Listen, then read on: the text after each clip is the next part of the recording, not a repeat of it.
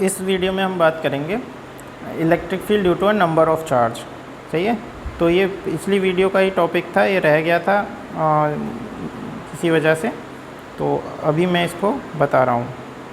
Electric field due to number of charge.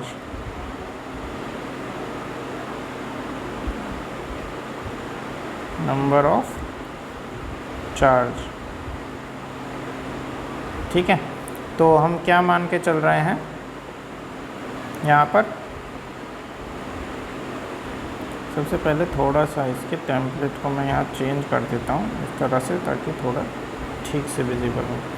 Alright, तो देखिए हम मान रहे हैं कि यहाँ नंबर ऑफ चार्ज प्रेजेंट है, 1 2 3 4, ठीक है। तो हमने बोला यहाँ पर Q1 Q2 Q3 और इस तरह से यहाँ पर Q चार्ज प्रेजेंट है। इस Q3 को मैं लिख देता हूँ n number of charge, Qn charge present है। तो इसकी वजह से यहाँ इसकी यहाँ से डिस्टेंस मैंने मानी R1, ठीक है। और ये डिस्टेंस मैं मान रहा हूँ दिस इज़ R1, और इसको मान रहा हूँ यहाँ से R2, और इसको यहाँ से मान रहा हूँ Rn, ठीक है। तो जो नेट इलेक्ट्रिक फील्ड होगा चार्ज के ऊपर, मैं लिख रहा हूँ net electric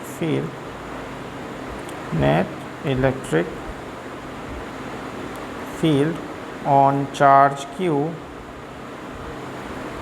Q is the vector sum of all charge, vector sum of all electric field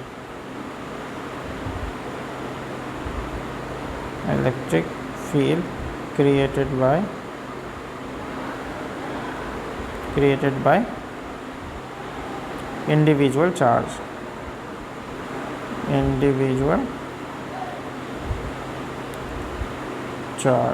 ठीक है। तो सपोज़ करें हमने कहा E1 वेक्टर जो मैग्नेटिक फील्ड है वो Q1 ने, या E1 E2 एंड En ये इलेक्ट्रिक फील्ड है। These are the electric field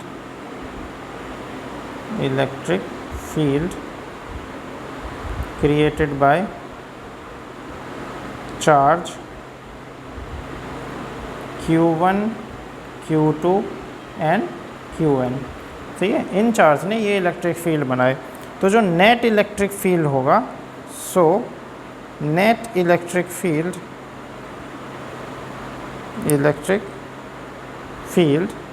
at point P, यहाँ पर हमने ये जो Q चार्ज माना है ना, इसको पॉइंट P मान लेते हैं। हमें फोर्स नहीं निकालना, क्या निकालना है, P पॉइंट पर निकालना है चार्ज, ठीक है। इलेक्ट्रिक फील्ड यहाँ पर मैंने गलत लिख दिया थोड़ा, फील्ड एट पॉइंट कर देते हैं, एट पॉइंट P, ठीक है। तो जो नेट इलेक्ट्रिक फील्ड है एट पॉइंट P, वो कितना हो जाएगा, E नेट जो हो जाएगा वो हो जाएगा बेटा E1 vector plus E2 vector plus इसको और सीरीज़ में जितना भी है En वेक्टर, ठीक है। ये हो जाएगा। तो देखिए E1 की वैल्यू हम अगर निकालें तो वो कितना हो जाएगा, 1/4 पाई एप्सिलॉन नॉट, और Q1 अपॉन R1। ऐसे ही अगर हम E2 कैलकुलेट करें तो कितना हो जाएगा, 1/4 pi epsilon not Q2 upon R2, ठीक है। और ऐसे ही हमारा En कितना हो जाएगा, 1/4 pi epsilon naught Qn upon Rn। Alright, so जो E नेट हो जाएगा हमारा, वो E नेट हो जाएगा, देखिए 1/4 पाई एप्सिलॉन नॉट तो कॉमन आ जाएगा सबसे, ठीक है। 1/4 पाई एप्सिलॉन नॉट, और क्या आ जाएगा, Q1 upon R1 plus Q2 upon R2 plus Qn upon Rn, ठीक है। और एक बात जो आपको ध्यान रखनी है यहाँ पर, वो ये है कि ये कैसा सम होना चाहिए, ये होना चाहिए बेटा vector sum, this must be vector sum, ठीक है। यानी हम इसे सीधा सीधा ऐसे जैसे दिख रहा है ऐसे नहीं जोड़ सकते नॉर्मली। सपोज़ करें ये एक पॉइंट P है और हमने कहा इलेक्ट्रिक फील्ड E1 यहाँ काम कर रहा है और इलेक्ट्रिक फील्ड E2 यहाँ काम कर रहा है और इन दोनों में एंगल थीटा है। तो जो E नेट होगा ना, E नेट वो हमारा वेक्टर सम से जुड़ेगा। ये मैं पहले भी आप लोगों को बता चुका हूँ कैसे होगा। E1 square plus E2 square plus 2E1 E2 cos theta, इस फॉर्मूले से ये ऐड होगा। ऑलराइट, तो इसको ध्यान में रखना है, ऐसे ऐड होगा, ठीक। इसके बाद हम निकाल लेते हैं electric field due to continuous charge distribution. तो क्या निकालेंगे, electric field due to continuous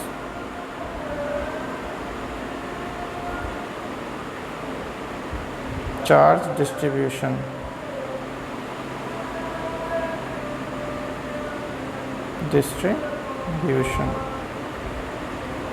ठीक है। तो हमारे पास ये कंटिन्यूस चार्ज डिस्ट्रीब्यूशन मैं आपको पहले ही पढ़ा चुका हूँ, आप लोग ये मेरी वीडियो देख सकते हैं और लिंक मैं डिस्क्रिप्शन में दे दूँगा। तो यहाँ कंटिन्यूस चार्ज डिस्ट्रीब्यूशन हमें पहला मिलता है linear charge distribution, linear charge distribution. तो देखिए लीनियर चार्ज डिस्ट्रीब्यूशन में क्या है कि चार्ज एक लेंथ पर लीनियरली हम डिस्ट्रीब्यूट करते हैं इस तरह से। ये चार्ज हमारा एक लेंथ पर डिस्ट्रीब्यूटेड है, इसकी वजह से किसी पॉइंट P पर हमारा कितना जो है मैग्नेटिक इलेक्ट्रिक फील्ड होगा वो हमें निकालना है। तो हमने फोर्स निकाला था लास्ट टाइम, आप लोग वीडियो में जाके देख सकते हैं उस वीडियो में। तो फोर्स निकला था 1/4πε0, सही है। और यहाँ ये स्मॉल q थे और स्मॉल q ये कौन सा हम लेते हैं अगर यहाँ पर q चार्ज हमारा प्लेस्ड हो तो। और कितना होता है λ/r², और इंटीग्रेशन होता है इसका dl लेंथ का फुल लेंथ l के लिए, क्योंकि हम यहाँ पर छोटा सा लेंथ एलिमेंट मान के इसको काम करते हैं। तो ये वीडियो आप मुझे देख सकते हैं। तो इतना फोर्स होता था, तो जो इसकी वजह से इलेक्ट्रिक फील्ड हम जो निकालेंगे, इलेक्ट्रिक फील्ड हमारा हो जाएगा फोर्स पर यूनिट चार्ज, ठीक है। तो जब फोर्स पर यूनिट चार्ज करेंगे तो ये हो जाएगा हमारा Q/4πε0 λ/r² integration of dl for full length upon Q। तो Q से Q हमारा कैंसिल हो जाएगा और ऐसे ही इलेक्ट्रिक फील्ड हमारा जो आएगा वो आएगा 1/4πε0 λ/r² और dl इंटू l। अब यहाँ जो लैम्डा है वो हमारा क्या है, वो है हमारी linear charge density, linear charge density, ठीक है। लीनियर चार्ज डेंसिटी है। और लीनियर चार्ज डेंसिटी क्या होती है हमारी, लीनियर चार्ज डेंसिटी होती है चार्ज, चलो शॉर्ट में लिख देता हूँ, चार्ज पर यूनिट लेंथ, ठीक है। ऐसे ही हम अगर एरिया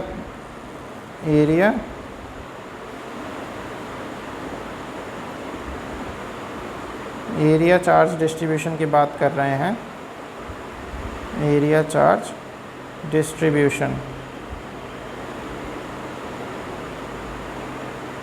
अगर हम एरिया चार्ज डिस्ट्रीब्यूशन की बात कर रहे हैं तो एरिया चार्ज डिस्ट्रीब्यूशन में हम क्या मानते हैं कि जो हमारा चार्ज है वो किसी एक पर्टिकुलर एरिया पर डिस्ट्रीब्यूटेड है। तो सेम कंडीशन हमारी रहेगी, तो इसमें हम एरिया चार्ज डेंसिटी जो है लेके चलते हैं। तो सेम हमारा इलेक्ट्रिक फील्ड जो आ जाएगा वो F/Q आएगा। तो इसमें हम जो F निकालते हैं वो हमारा होता है Q अपॉन, अगर कोई पॉइंट P है यहाँ पर Q चार्ज रखा है तो इस पर फोर्स जो लगता है Q/4πε0, और यहाँ आता है आपका σ/r² और ds फुल सरफेस के लिए। तो सिग्मा जो है वो हमारा क्या है, area charge density upon Q. तो ये क्यू से क्यू कट जाएगा, तो ई जो आएगा हमारा वो आ जाएगा 1/4πε0 sigma upon r square into integration of d s for full length. Alright, तो यहाँ पर जो सिग्मा है वो हमारा क्या है, सरफेस चार्ज डेंसिटी है। ठीक है, ये क्या है हमारे सरफेस चार्ज डेंसिटी। तो सिग्मा हमें क्या बताता है, चार्ज पर यूनिट एरिया। ऐसे ही हमारा वॉल्यूम चार्ज डिस्ट्रीब्यूशन है, वॉल्यूम चार्ज डिस्ट्रीब्यूशन। इसकी वजह से जो हमारा इलेक्ट्रिक फील्ड आएगा वो हमारा आ जाएगा 1/4πε0 rho upon r square integration of d v for full volume. Alright, तो जो हमारा रो है वो है हमारे volume charge density, volume charge density. ठीक है, क्या बताती है ये, charge per unit volume. Clear है, तो ये हमारा चार्ज इलेक्ट्रिक फील्ड था due to continuous charge distribution. I hope आप लोगों को ये चीज़ समझ में आई होगी। इसके बाद हम बात करते हैं इलेक्ट्रिक फील्ड लाइंस की। किन की बात करेंगे, इलेक्ट्रिक फील्ड लाइंस। तो हम यहाँ लिखते हैं electric field lines, electric field lines. ठीक है, तो देखिए इलेक्ट्रिक फील्ड लाइंस कैसी लाइंस होती हैं, ये इमेजिनरी लाइंस होती हैं जो हमें बेसिकली किसी भी पॉइंट पर इलेक्ट्रिक फील्ड की वैल्यू बताती हैं और हमें फोर्स की डायरेक्शन भी ये देती हैं कि कितना फोर्स यहाँ पर लग रहा होगा किसी भी चार्ज पर, और फोर्स की डायरेक्शन भी हमें यहाँ पर मिलती है। ठीक है, तो चलिए इसके बारे में बात करते हैं। तो सबसे पहले हम डेफिनेशन की बात कर लेते हैं। इलेक्ट्रिक फील्ड लाइन की डेफिनेशन क्या है, तो हम ये लिख सकते हैं that electric field line, electric field lines are the imaginary path, are the imaginary path, या हम लिख सकते हैं are the path along which a positive charge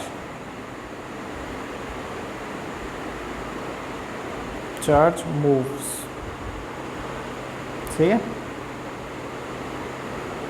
if we let it free in an electric field, सही है। अगर हम, ये वो पाथ है जिसके अलोंग हमारा यूनिट पॉजिटिव चार्ज मूव करेगा अगर हम उसे किसी इलेक्ट्रिक फील्ड में छोड़ दें। जैसे कि सपोज़ करें अगर हमारा कोई इलेक्ट्रिक फील्ड है और हमने किसी पॉजिटिव चार्ज को यहाँ पर छोड़ा और वो ऐसे मूव करके गया, तो हम ये कहेंगे कि यहाँ पर ये जो है ये इलेक्ट्रिक फील्ड लाइन की जो है डायरेक्शन है। ऑलराइट है, जैसे भी, तो अगर यहाँ पर देखते हैं कि अगर हम पॉजिटिव चार्ज ले रहे हैं, सपोज़ करो ये पॉजिटिव चार्ज है और हमने यहाँ पर किसी पॉजिटिव चार्ज को ही छोड़ दिया, तो ये पॉजिटिव चार्ज कैसे जाएगा, इस तरह से जाएगा रेडियली आउटवर्ड। तो हम ये कहेंगे कि पॉजिटिव चार्ज से जो है लाइंस जो निकलती हैं वो कैसे निकलती हैं, रेडियली आउटवर्ड निकलती हैं। ठीक है, इस तरह से आप लोग समझ सकते हो, इस तरह से ये लाइंस जो हैं रेडियली आउटवर्ड निकलेगी। रेडियली आउटवर्ड मतलब वो सरफेस पर कितना एंगल बनाती है, 90 डिग्री, यानी कि यहाँ पर जब निकलेगी तो यहाँ पर 90 डिग्री जो है बनाएगी। जब यहाँ से निकलती है तो ये 90 डिग्री बनाएगी। ऐसा नहीं है कि ऐसे करके तिरछी निकल गई, हमेशा कहाँ से पास होगी, सेंटर से पास होगी। तो जो सेंटर से पास होने वाली लाइनें हैं वो सरफेस पर कितना एंगल बनाती हैं, 90 डिग्री। ऐसे ही अगर हम नेगेटिव चार्ज की बात करें तो ये कैसी होती हैं, नेगेटिव चार्ज पर रेडियली इनवर्ड होंगी, क्योंकि अगर हम यहाँ पॉजिटिव चार्ज को छोड़ते हैं तो वो इससे आके चिपक जाएगा। ठीक है, तो इस नेगेटिव पर वो कैसे होंगे, रेडियली इनवर्ड होंगी। ठीक है। नेगेटिव चार्ज पर जो फील्ड लाइन है वो कैसे होंगी, रेडियली इनवर्ड, रेडियली इनवर्ड, और यहाँ पर क्या है, रेडियली आउटवर्ड। ऑलराइट, तो ये हमारी इलेक्ट्रिक फील्ड लाइंस होती हैं, ये डेफिनेशन है। अब इनकी हम क्वालिटी पढ़ लेते हैं, इलेक्ट्रिक फील्ड लाइंस की प्रॉपर्टी पढ़ लेते हैं। तो प्रॉपर्टी क्या है, देखिए property of electric field lines, ठीक है। तो इसमें जो फर्स्ट प्रॉपर्टी है वो यही है कि these are radially outward direction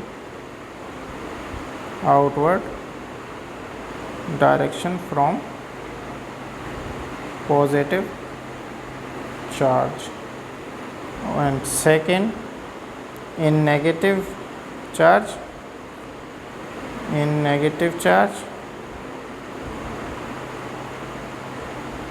they are in radially inward direction,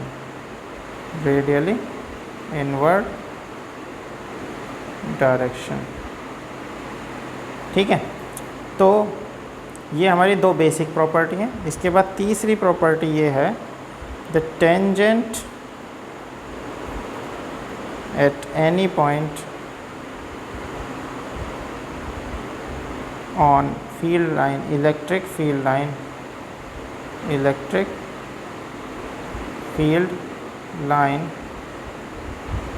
gives the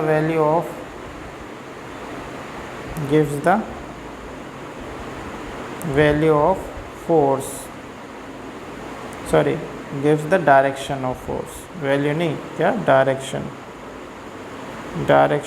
of force at that point। तो जैसे सपोज़ करें कि हमारा ये पॉजिटिव चार्ज है, कैसा भी हो सकता है, पॉजिटिव नेगेटिव, और यहाँ पर ये फील्ड लाइन जा रही है, क्या जा रही है, फील्ड लाइन हमारी जा रही हैं इस तरह से। तो एक और चार्ज ले लेता हूँ मैं, ये नेगेटिव चार्ज है। तो यहाँ पर फील्ड लाइन जो बनेगी वो इस तरह से बनेगी कि यहाँ से तो बाहर की तरफ निकलेगी और नेगेटिव पर अंदर की तरफ आएगी, ठीक है। तो ये हमेशा स्मूथ कर्व बनाती हैं, ठीक है। स्मूथ कर्व मतलब सेंटर से तो जाएगी, पास ही होगी, और यहाँ से ऐसे घूम के इस तरह से जो है आएंगी, ठीक है। अगर हम इसकी बात करें तो ये ऐसे एंटर ले रहा, तो यहाँ से ये इस तरह से घूम के ऐसे जो है आती हैं, ठीक है। इनमें कहीं भी सडन जो है चेंज आपको एक साथ नहीं मिलेगा। सडन चेंज मतलब एकदम आपको कहीं पर भी ऐसा नहीं मुड़ेगा कि लाइन ऐसे गई और ऐसे मुड़ गई, ऐसा सडन कर्व आपको यहाँ पर नहीं मिलेगा। स्मूथ कर्व जो है आपको यहाँ पर देखने के लिए मिलेगा। तो जैसे सपोज़ करें ये लाइंस हैं जो हमें यहाँ देखने के लिए मिल रही हैं, और इस पर हम ये कोई पॉइंट P ले लेते हैं, और इस पॉइंट पर अगर हम ये टेंजेंट ड्रॉ करें तो इस पॉइंट पर हमें ये फोर्स की जो है डायरेक्शन मिल रही है। अगर हम इस पॉइंट पर यहाँ P पॉइंट ले रहे हैं तो इस पॉइंट पर जो फोर्स की डायरेक्शन है टेंजेंट ड्रॉ करके यहाँ मिल रही है। अगर ये पॉइंट हम ले रहे हैं तो यहाँ पर हम एक टेंजेंट ड्रॉ करें तो इसकी हमें डायरेक्शन यहाँ पर फोर्स की मिल रही है। तो ये हमारी क्या है, फोर्स की डायरेक्शन हमें मिलती है। तीसरा, चौथा पॉइंट हमारा ये होता है that two electric field lines can never cross each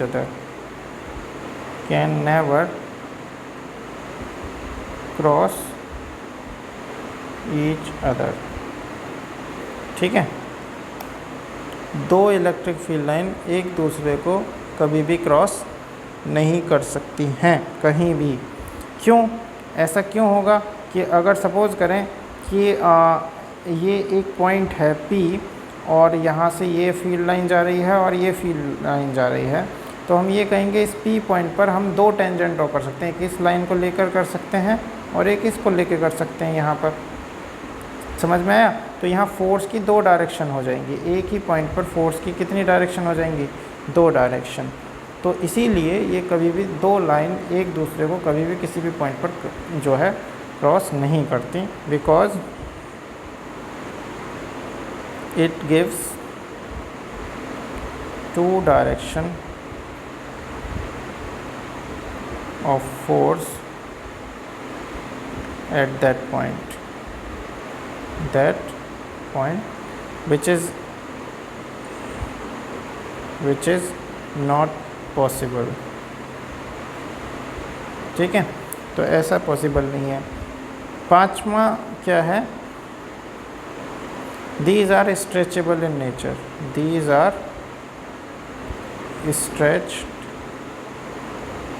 stretchable in nature, so they always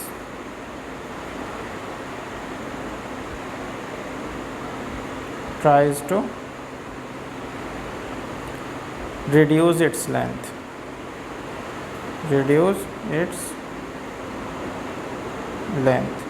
ठीक है। तो स्ट्रेचेबल नेचर की होती हैं तो हमेशा अपनी लेंथ को क्या करने की कोशिश करती हैं? रिड्यूस करने की कोशिश करती हैं। इसीलिए हमेशा जो पॉजिटिव है वो क्या करते हैं? सेम चार्ज रिपेल करते हैं और डिफरेंट चार्ज अट्रैक्ट करते हैं। जैसे कि सपोज़ करो हमने लिया यहाँ ये पॉजिटिव चार्ज है और यहाँ ये पर कैसा चार्ज है? ये नेगेटिव चार्ज है। तो यहाँ से लाइन किस तरह से गई? इस तरह से गई, ठीक है। सॉरी, ये थोड़ा ठीक नहीं बना है।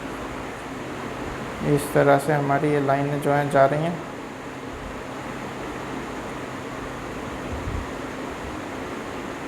ठीक है।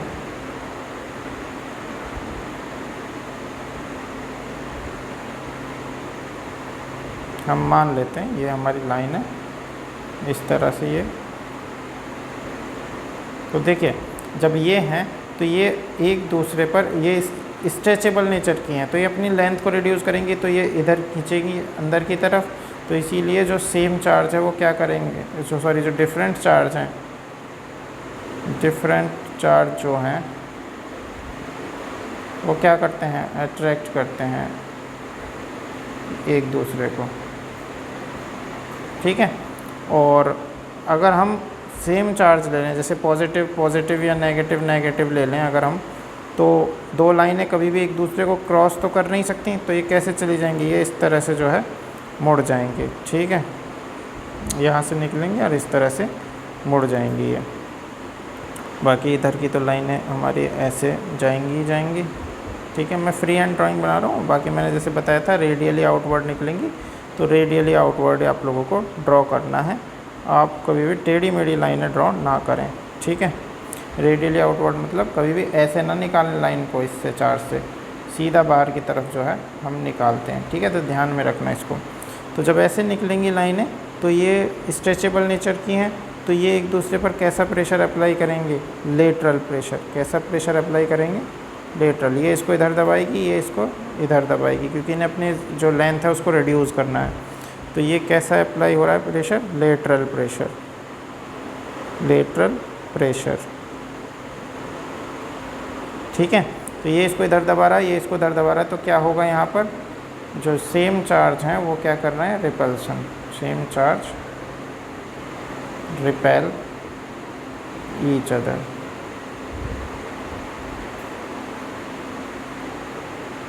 ठीक है। तो ये हमारी प्रॉपर्टी होती हैं। तो बेसिकली यही हमारी प्रॉपर्टी है, ठीक है। तो ये आप लोगों को आई होप समझ में आया होगा। और अगर आपको समझ में आई है, आपको ये हेल्पफुल लग रही है वीडियो, तो प्लीज़ आप वीडियो को लाइक करें, अपने दोस्तों के साथ शेयर करें और प्लीज़ हमारे चैनल को सब्सक्राइब ज़रूर करें, क्योंकि इससे हमें जो है मोटिवेशन मिलता है, ठीक है। Thank you. हम आपके लिए और भी नई वीडियोस यहाँ पर लाते रहेंगे और आपके फुल सिलेबस की हम यहाँ वीडियो डाल रहे हैं, ठीक है। तो आगे और भी जल्दी से वीडियो यहाँ पर अपलोड होंगी और 11th क्लास की वीडियो भी मैं जल्दी ही अपलोड करूँगा। Alright, thank you guys.